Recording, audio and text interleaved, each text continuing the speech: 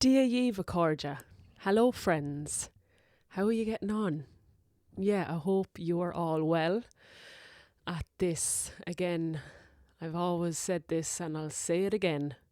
This magical, intense time on planet Earth. I laugh, but it is not always laughable, is it? So I'm sending ye so much love, Elaine gra agus Spanocht in this moment, sending a lot of love and blessings. And yeah, I'm grateful to be back here, sitting down in my heart, ready to share Chroí, the musings from my heart. Chroí meaning the soil or the earth of my heart.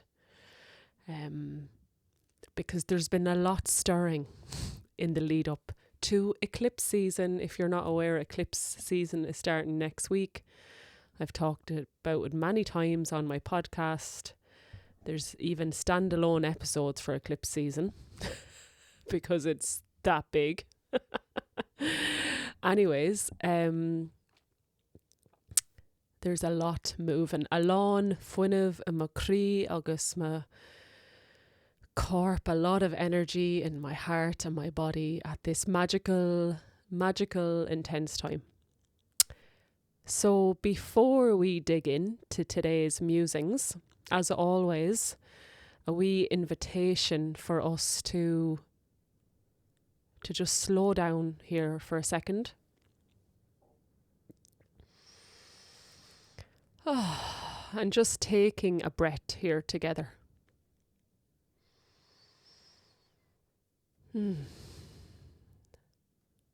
Just softening here and allowing your soul and your conscious awareness to fully land here. And an invitation to bring your awareness from your head down into your heart. And we will repeat together, Tá mé I mo Chroí anish. I am in my heart now.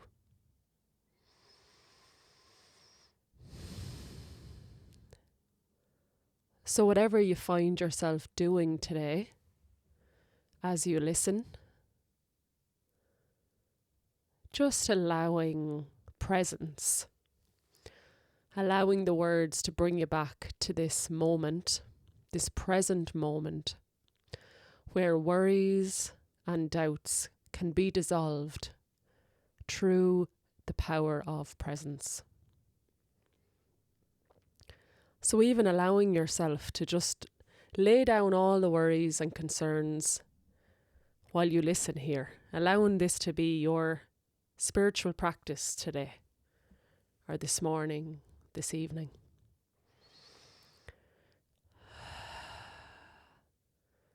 Just allowing yourself to be here, knowing that that is your mission, to bring presence and compassion and love into your now reality. And just allowing your shoulders to relax and the exhale to elongate and just releasing yourself. And I smile as I look at our cat snuggled up on the sheepskin rug in front of the fire. He knows how to be in the feminine and how to relax. He teaches us a lot. Let me just, everything is recording before I talk for about however long, and I'll have a sup of tea. So it is mid-February, lads and ladies, and nature is waking up around us, and I'm really enjoying that feeling of, it's still cold here and it's still windy, but I can feel Mother Earth beneath me waking up from her winter slumber. And it feels good. It feels really good. So I'm dreaming of the warm summer days and the lush green isle coming back alive, and whatever pilgrimages need to be taken this year for the soul's growth. Yeah, so mid-February, and eclipse season starts on the 17th of February, and it's till the start, like the 3rd or 4th of March, I think. So just buckle up, lads. Buckle up. Eclipse season is coming. Some reminders for eclipse season.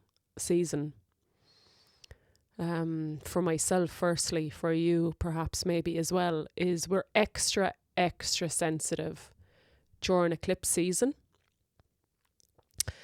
So for me, I know with my foods, I need a lot more like raw foods. I might even need to go vegetarian for a few weeks. I'm not vegetarian, obviously. I eat meat and fish. But during eclipse season, I find I have to be like very, very conscious of what I put into my body. And just allowing my diary to have spaciousness in there and not big pilgrimages or trips or events in during eclipse season, and just allowing a lot of rest and solitude for whatever the eclipse season will highlight, because the eclipses really, for me, I don't know, I must have a look at Pam Gregory, the astrologist's videos now on YouTube over the weekend, just to see what she's saying about the upcoming eclipse. But I don't know too much about it. I just feel it. I know it in my body. I can't deny it. It just, for me, it heightens everything. And there's a lot, if there's any, which there is still within me, fears, doubts, traumas, wounds, brings them up to the forefront, and I have to really look at them and allow myself to shed them as much as I can. So I'm energetically, I feel a little bit more prepared now that I'm like, okay, I can do this. You know, I think last autumn equinox, I wasn't prepared. I kind of forgot, and then it was just like a slap in the face, you know. Yeah. So eclipse season.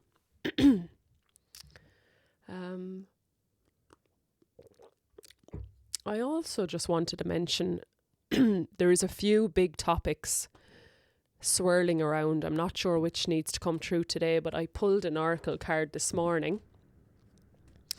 The Hunter card from Ancestors and Angels Oracle deck. It's a beautiful deck. And it says, track down your fears and desires.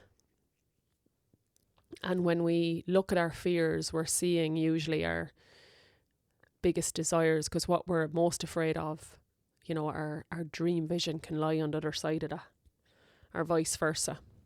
So when I was talking in last week's episode, or last month's episode even, about always being in alignment, even if we're losing ourselves,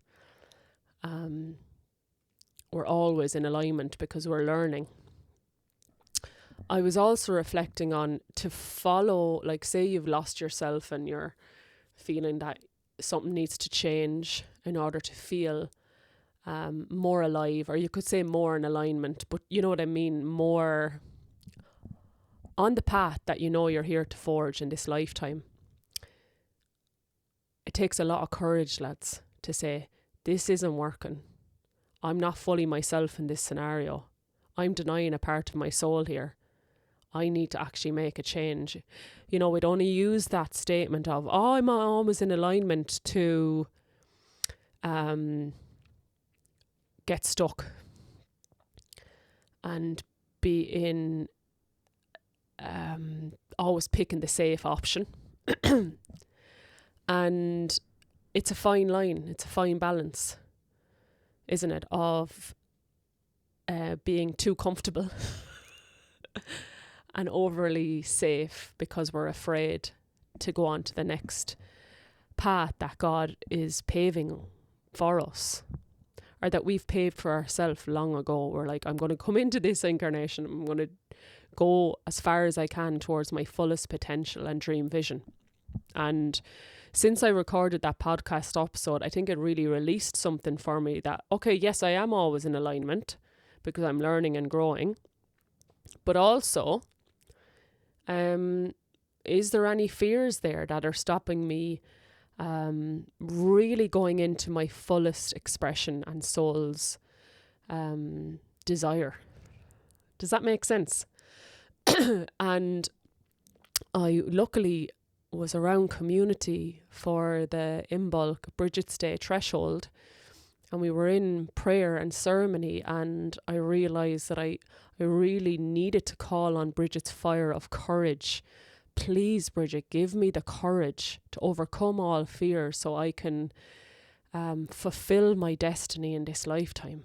Because I realised that, and I've talked to my friends about this, my friends who are on a similar path, and I'm sure there's lots of you out there that can resonate with this, right?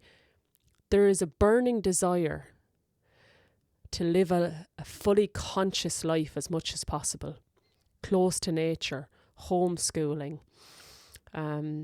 organic food, growing organic food, really consciously parenting, reparenting ourselves and our kids, and that, and creating our own businesses and all of those things, like even like consciously conceiving or birthing or doing your own work, that will bring up every shadow, wound, trauma.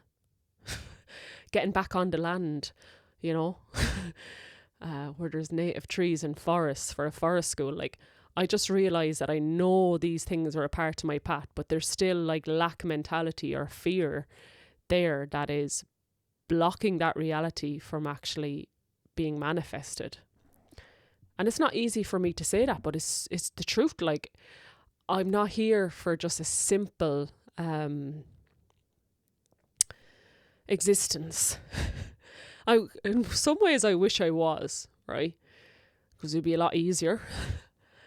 And I can't settle. Like, it's like my soul, and I don't mean I can't settle or root. I'm well able to root and nest, but I'm not able to settle unless my soul is on fire. And I suppose because I've experienced so much of what that feels like, I know what it is, and I can't deny it. That absolutely soul on fire medicine of living in your own truth and in your own alignment, free of all family expectations or societal conditionings. And I'm just looking at the cat. He's actually turned his head upside down. He looks so relaxed right now. I'm like, that is the goal during eclipse season. I'm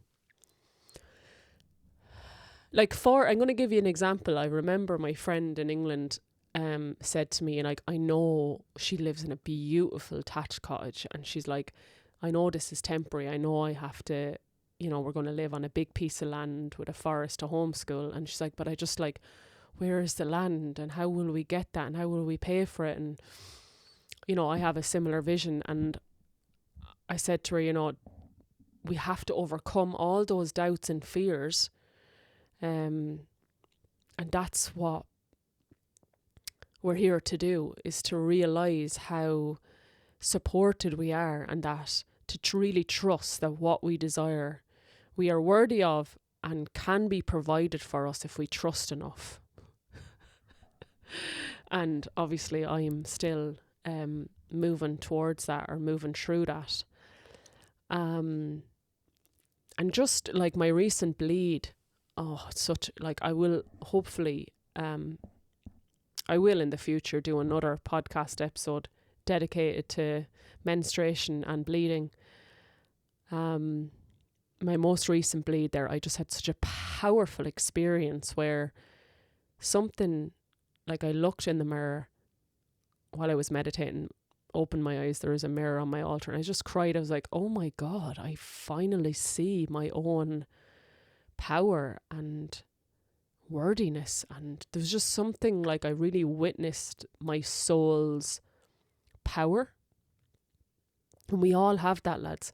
If we embody more of our soul, that is what heals all separation, I believe, is embodying more of our soul. But because of our traumatic birthing experience, when we were birthed, when we came through the birth canal, a lot of our souls weren't actually midwifed properly into our bodies. So we're all going around disconnected from our soul, but our soul and our body need to be integrated so we can overcome the human difficulties. Anyways, so since that bleed, I was just like, my spine has got a little bit straighter. I'm like, I remember who the fuck I am. I am a powerful being and soul that can forge the path I need to forge, that I said I would forge, for the mission to be able to really bring people back to the land and to love. And I'm going to fucking do it. I will do whatever it takes, as long as it's nourishing and that I'm protected and guided. I will do whatever it takes. I don't mean that in a martyrdom way. I mean overcoming all fears and doubts and lack mentality for the greater good. For the greater good. So, yeah, it feels good to have that spark really alive again and to feel deeper confidence, because maybe I've talked about this, but I was so lacking in confidence and worthiness and love for so much of my life. So, like, still the large percentage of my life, I was just felt awful. For maybe 30 years of my life, there was a lot of self-doubt and negativity. I was disconnected, obviously, from my soul and from God and the divine and the land. And it's obviously, I've had this huge spiritual awakening, and there's a lot of growth, so much growth in a short space of time. So you have to be patient and compassionate with that. And I've talked about this loads before.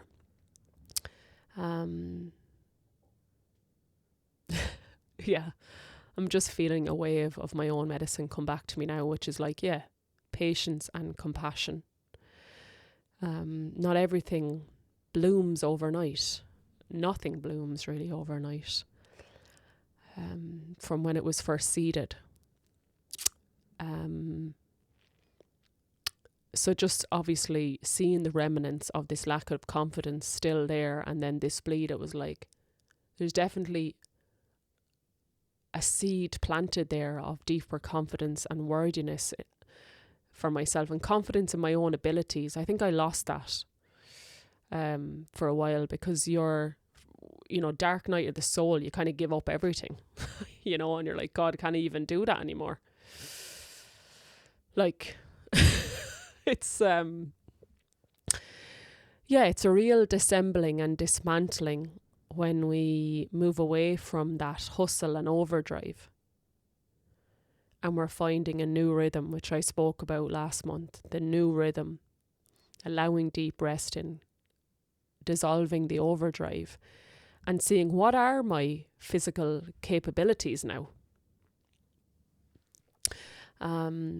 So for me, it's like, calling in all of the support we need with our new rhythms and our new slower pace way of living, which is, sustainable living, is the real sustainable living, is the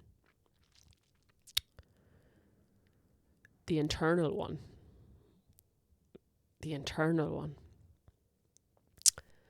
Yeah, I did not think. I love that. I love when I'm like, right, I have a few ideas, but I'm not sure what's going to come up.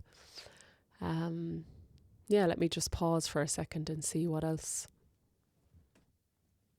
So just reflecting there from the astrology updates for 2026 that I have looked at, what I'm speaking about kind of feels in alignment with that. I know astrologists were talking about 2026 been a year of new beginnings, new energy, a good time to really bring those new earth visions into more of a deeper manifestation and a reality. I'm really feeling that drive. It's like, okay, there's been many years now to dream into those and to heal and do a lot of remothering and inner work, but it's like, right, the physical action. And the physical action could be very simple, can be very simple. But it's opening the gateway then to these other things flowing into our lives in the physical. So I'm not sure what that looks like for me yet, but I talked about it this morning with my partner, and I was like, I know my soul is calling me for something here this year in the next few months. So I'll share more as that comes, or on reflection. Like, I feel like I will write a book because there's so much magical juiciness there, but I need my own time to integrate it. And some of these things we really see the magnitude of them a couple of years down the line, if that makes sense. And I'm also reflecting on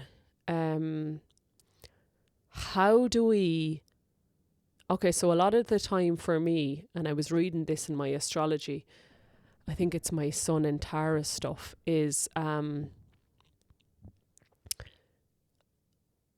I grow through doing things outside of my comfort zone, which a lot of people do. I grow by taking big leaps into the unknown, and kind of diving off a cliff into the deep end seems to be how I grow the most. But the Taurian part of me likes to keep safe and comfortable and restful. And how do I marry both of them? Because as a bleeding woman, I need my comfort zone around my bleed, and on a daily basis, keeping my nervous system regulated and my body fed organic food and, clean water. So I can feel different timelines opening up for me, and I'm like, I can't do it how I did before though. I've talked about this before as well. How do I maneuver these initiations in a more feminine, soft, flowy, self-care way?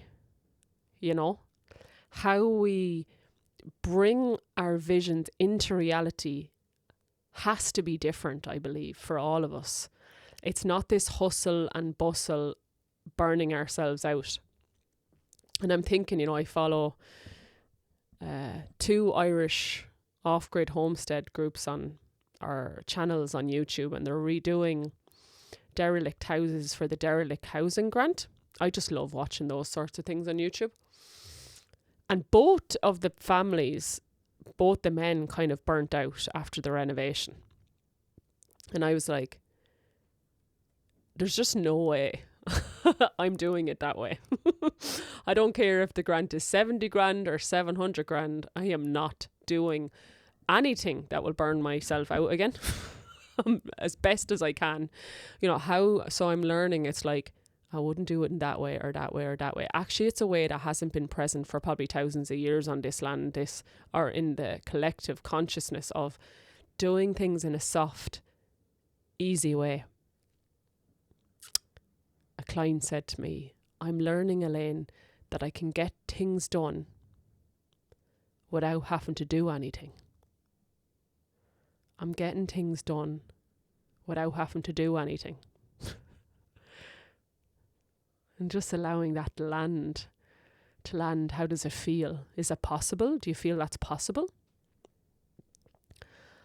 I definitely know that to be possible. I've experienced it. Sometimes less is more. Just praying and meditating makes things happen without having to do anything. I'm simply being on God's lap, as I like to call it, and praying from that space.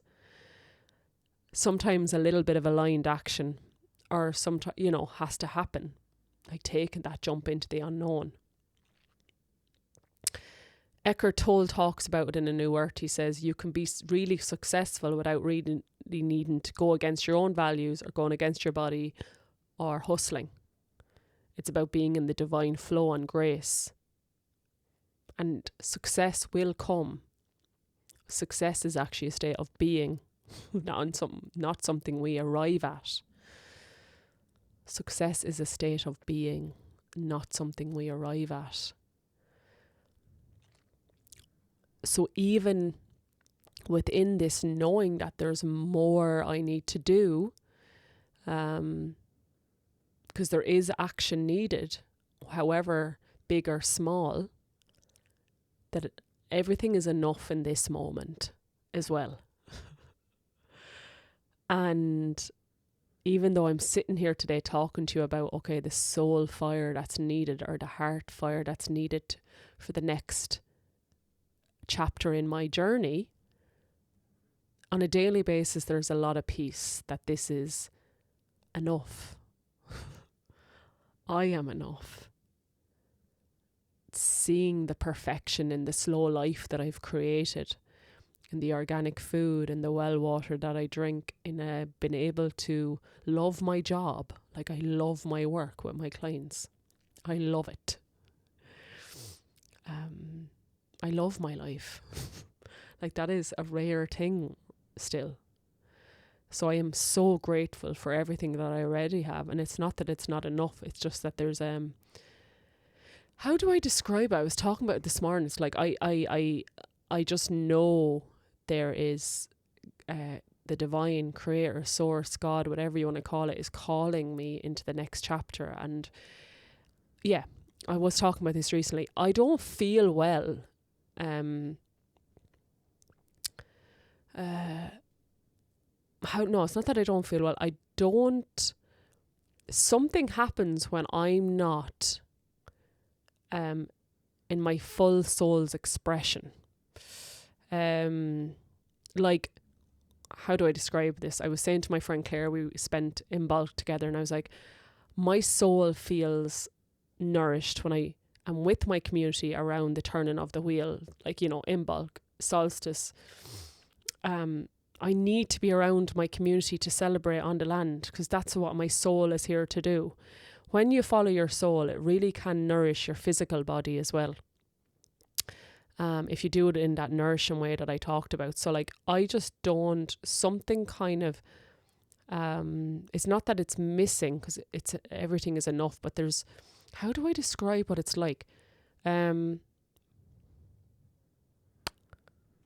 My soul is just simply drawing me to something else, and my human body has to catch up with my soul. And when I catch up with my soul and I take that action and that leap, I feel the closest to God that I've ever felt, if that makes sense. So it's about living more time with your soul, a soul-led life. What is your soul yearning for?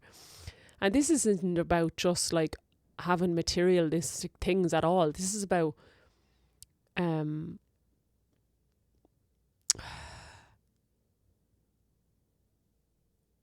if your soul came here to create something, we got to catch up with what that creation is, or listen to it, or else we're not really in our fullest expression, if that makes sense.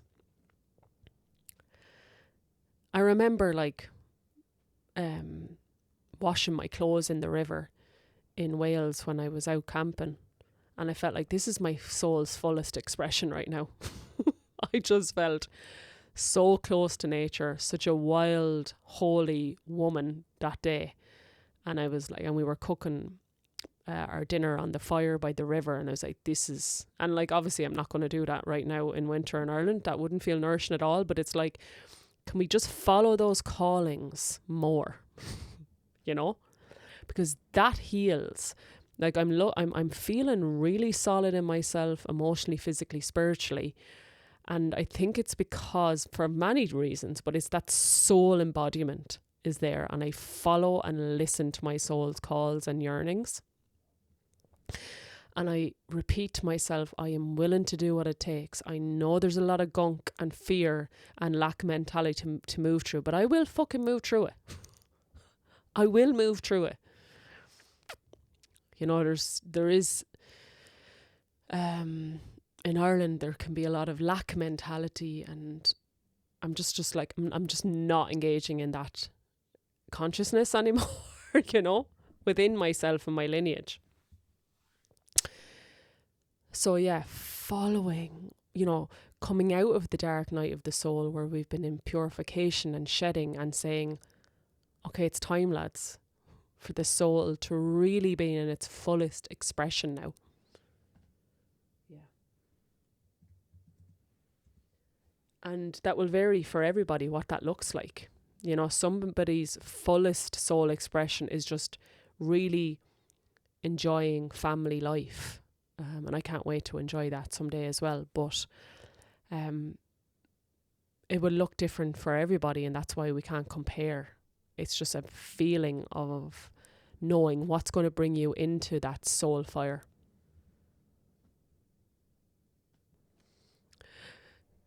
I'm just feeling many threads to this once again. And again, I'm sure these are things I've spoken about, is like, in my experience, you know, those days by the river might not be daily because there's downtime needed, you know, where the soul is just happy resting and chilling out. And that's why I've loved my time in Wexford, because I find the land very soft here, and it just allows me to really nourish my own inner landscape. So for me, knowing that there's times on the path where it's not always leaping and jumping and just staying within the comfort safety zone is actually very, very, very healing as well. And that serves a big mission and purpose in itself, especially if we've had childhood trauma where there hasn't been that season of really feeling it safe in our home or within ourselves. Like actually allowing your soul to experience what it feels like to have a safety net, a proper safety net, or a comfort zone. So that's what I'm realising. That's been actually essential for me before I move into this new chapter, is like deeper nervous system regulation, deeper safety, deeper softness. And I spoke about that last month as well. Really moving into the depths of the feminine softness, and allowing the soul fire to be that kind of, not harshness, but softness. You know, that strength and confidence that we can do it in a nourishing way where we don't burn ourselves out, like those examples I gave, you know. And there is ways, because I've seen people do it in softer ways. It does happen. It just mightn't be on the timeline that you want it to be. I've talked about this before. I feel like slowing things right on down.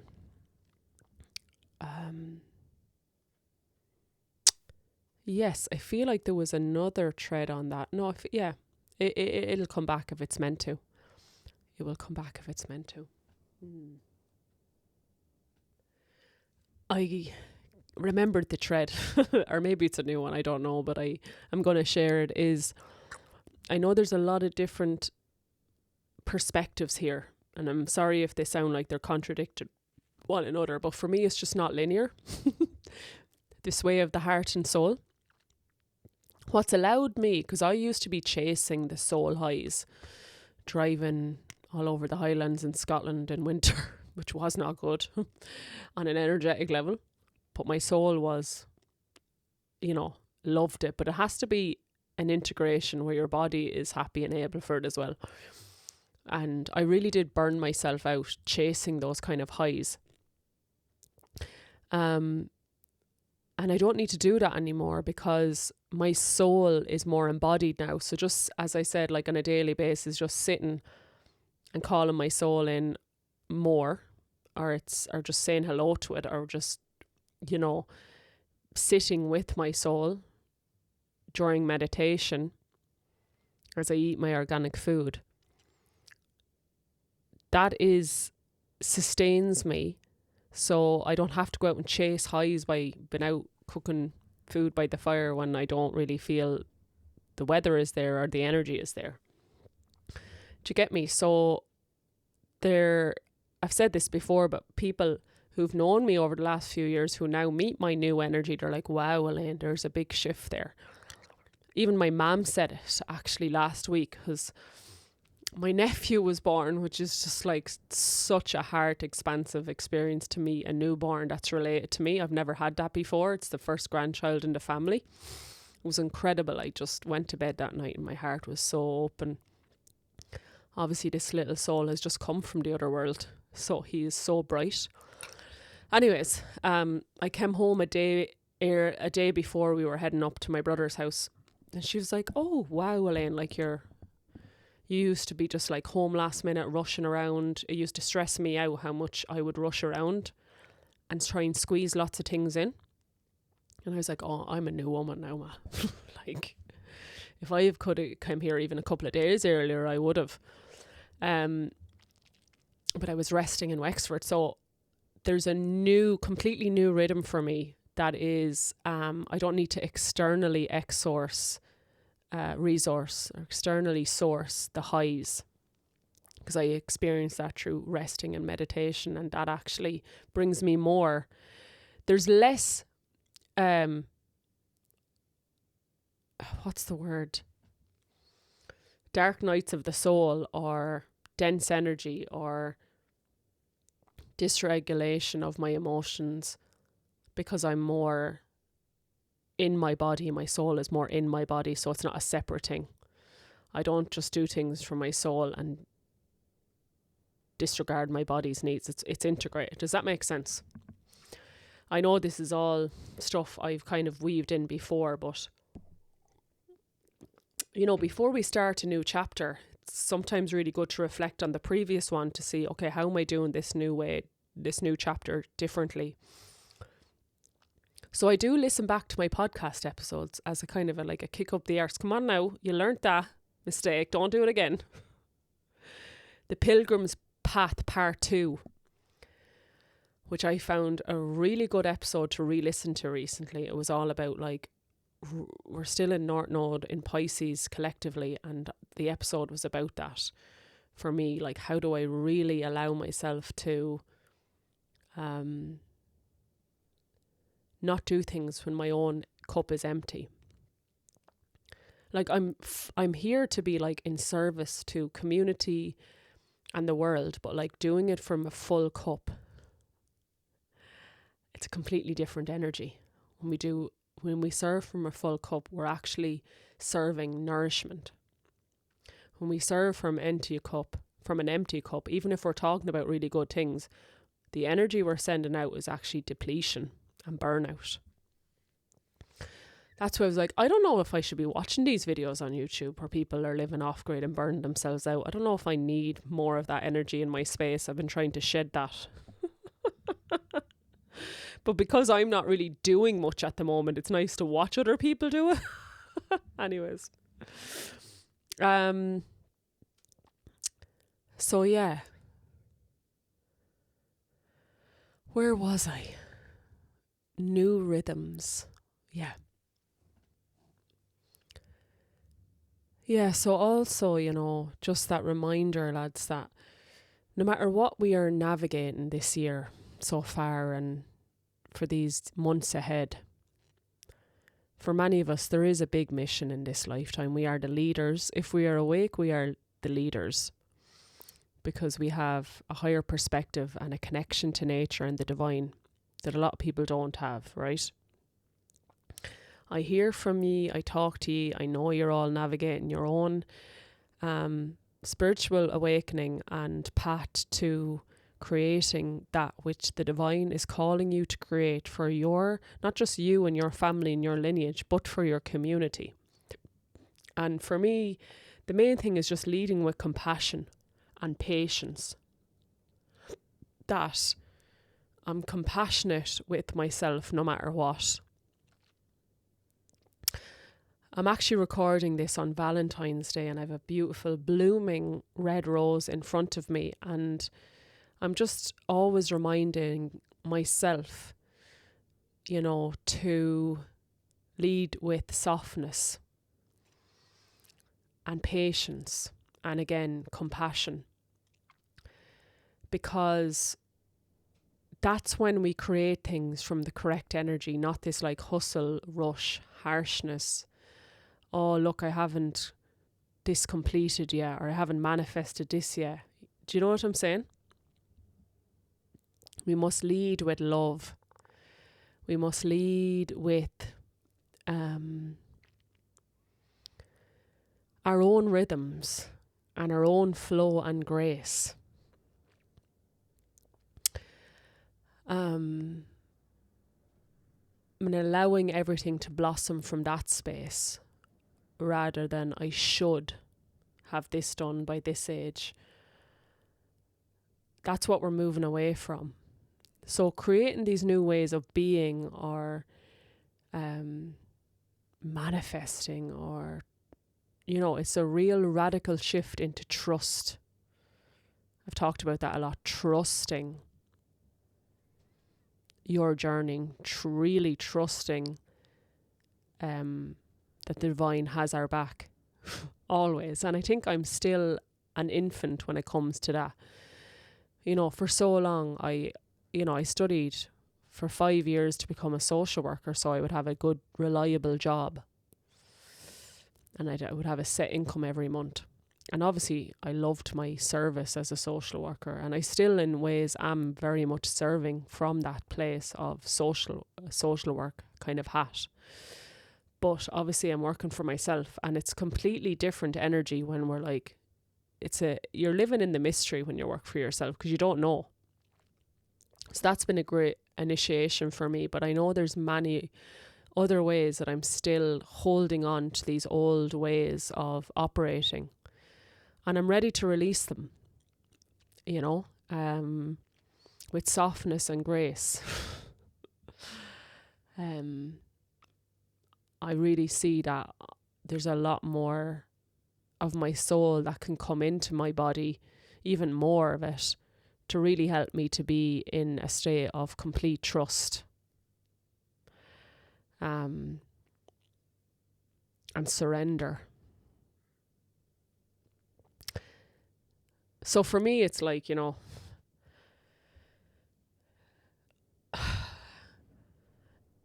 like if I'm not here growing through these things, then what is the point being here at all? Like I just don't get how you could be just placidly kind of moving along and not growing. I am here to evolve and grow. But it doesn't have to be this quick thing either that I felt it needed to be. We have to allow things to land and integrate and settle. Or else it's just another egoic form of ego, spiritual ego, really, you know. But for me, I want to be how God created me, you know, before all these things were put on the human by humans, the separation from nature and the divine. I'm here to come back to the natural origins of woman and human. So I was just reflecting there as I peeled some spuds for the dinner. I had many things moving through my psyche this last week, and I thought I would talk about some of those on today's episode, but I haven't. And I think that's an example of take action, but like surrender to what it looks like. Okay, I know I need to sit down and record a podcast. If I call my soul and my heart in, then I have to trust. And it is like a step out of the ego. And, you know, all week I'm musing over these topics that I've been thinking about. And it's like, no, the soul wants to talk about this. We take a little bit of action and we trust. Trust in the channel. Trust in what needs to come through. And again, it's a practice of moving out of the head and into the heart. So I just wanted to share that. It's taken me a long time to get here, and it really doesn't feel good. I tried to do it there. Okay, well, I just recorded a little bit about the subject I wanted to talk about, and I couldn't. My soul was like, no. It can be very dysregulating when we try to go against that flow or rhythm. We start to get, we're operating from the head only, and we're forgetting the body and the soul and the heart. So there's a little reflection that arose from today's episode, and trusting that there's loads of more time for me to talk about those topics when the time is right and it's at the tip of my tongue. There's loads of time. We're not running out of time here. I've got another at least 50 years in me, you know, and if we do things in the flow and grace of our soul, we will live long and well. And to sum that thread up, if I was to describe the soul path in one word, it would be mystery. I've probably mentioned this before. I have, probably in the last episode.